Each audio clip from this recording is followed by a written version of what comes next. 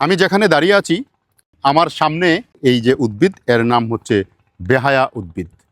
আসলে প্রত্যেকটা উদ্ভিদের নামকরণের কারণ আছে। এই উদ্ভিদটাকে কেন বেহায়া উদ্ভিদ বলা হয় আমি ভিডিওর শেষাংশে আপনাদের সাথে বর্ণনা করতে চেষ্টা করব। এর বোটানিক্যাল নাম হচ্ছে আইপোমিয়া কার্নিয়া। 1989, 90, 91 এই যে সময়কালটা ছিল, এই সময়ে বাংলাদেশে একটা গুজব রটেছিল যে ঢোলকলমি গাছের মধ্যে এক ধরনের পোকা হয়, সেই পোকাটা মানুষের জন্য প্রাণনাশের কারণ, যার ফলশ্রুতিতে সারা বাংলাদেশের বিভিন্ন জায়গায় এই ঢোলকলমিকে নিধন করা হয়েছে। এবং এই ঢোলকলমিটাকে নিধন করা উচিত হয়নি। তার কারণ হলো এই যে দেখেন নদী তটে এই যে ঢোলকলমি গাছ রয়েছে, এটা মাটির ক্ষয় রোধকল্পে অত্যন্ত গুরুত্বপূর্ণ ভূমিকা পালন করছে।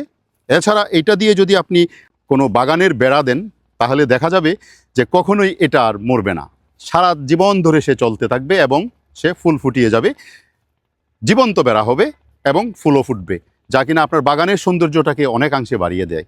এই উদ্ভিদটা যেহেতু প্রচুর পরিমাণে জন্মে, সুতরাং এইটাকে আমরা যদি একটু নিয়ন্ত্রিতভাবে চাষাবাদ করে এটা দিয়ে আমরা কাগজের মণ্ড তৈরি করতে পারি, কাগজ শিল্পে অত্যন্ত গুরুত্বপূর্ণ ভূমিকা রাখতে পারি এটা দিয়ে, এবং অর্থনীতিতে একটা চমৎকার উদ্ভিদ হিসাবে এটা কাজ করতে পারে। এটাকে বেহায়া উদ্ভিদ কেন বলা হয়? দেখুন, এই উদ্ভিদটি যদি এখন এখান থেকে কেটে দেওয়া হয়, কেটে দেওয়ার পরে এটাকে নিয়ে যে কোনো স্থানে একটা কাটিং দিয়ে দিবেন, দেখবেন যে এটার থেকে নতুন উদ্ভিদের জন্ম হয়েছে। এটা যদি 5 ফিট জলের নিচে নিমজ্জিত অবস্থায় থাকে তাহলেও এটার কোনো ক্ষতি হয় না। এছাড়া এটা কেটে দিয়ে যদি এখানে জ্বালিয়ে পুড়িয়ে দেন, তারপরেও কিছুদিন পরে দেখবেন যে একটু বৃষ্টি হলেই এই নিচ থেকে আবার নতুন করে এটা গজিয়ে উঠছে।